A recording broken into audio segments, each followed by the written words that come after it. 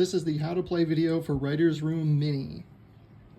So the first thing that you will do is you will take these two folios out of the box. You have two types here. You have one that is a story arc. It has the 3-act story structure, and you're going to want to put that one down there. And then the other one is a character arc. So it has a definition on the back that explains more information about what a character arc is. And then it has this other guiding information on the other side. So you will place them down with side B facing up, just like this. And then the next thing that you do is you shuffle these objective cards. There's 5 different types. And you put them in their corresponding spot. These represent objectives for you to try to accomplish as you create a story. So we'll just put these out here, just like that. Now, you shuffle the trope deck, and then you select the first player, and the first player takes 2 cards off of the trope deck. And before any cards go out on the table, you only have 2 options. You may either place one of your cards face down in a spot where it's allowed to go, where it matches the colors, or you can give your card as an inspiration to another player. If you do that, you place it face up in front of them, and whenever they add to the story, they have to include a response to the inspiration too. So once you have done one of those 2 things on your turn, you keep the card, the other card that you drew, and play goes to the next player. They take 2 cards, and they can place those out into any spot that they're allowed to go.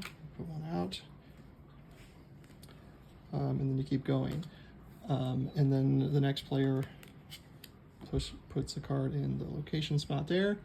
So once there are some cards on the board, players have a 3rd option on their turn.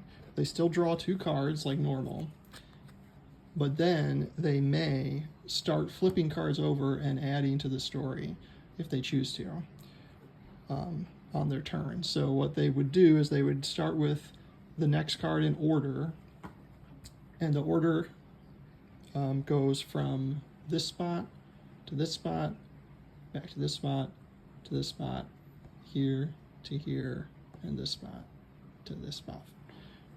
So once a card goes down here, a player on their turn may choose to flip this card over and add to the story using this trope and any other inspiration cards that they've been given. So this one, for example, is the setting is in a school or academic institution. So then they may either verbally tell part of the story and describe the setting using that trope, or you could have a written form. That's up to you. Then on the next player's turn, they draw 2 cards again, and play proceeds where they may choose to place a card out on the table face down, or they may choose to flip the next card in sequence and add to the story. And then play proceeds around the table until you have flipped over all of the cards and added to the story using all of the tropes. And then you're completed at that point. You check to see if you've accomplished your objectives, and then you give your story a name, and then you have completed the game. Here, I'll just go ahead and put these out here just so we can see what a finished game would look like. You would have these all flipped over, just like this. If you draw cards and you don't have any spots left to put them into, then you can just keep giving cards out as inspirations to other players, or flipping cards if they're available. But if that continues until the trope deck runs out, then you take all cards that have been used for inspiration and shuffle them and reassemble the trope deck. So there we go. This would be a completed game right here, and you would have created a story using all of these different cards. And then that's it.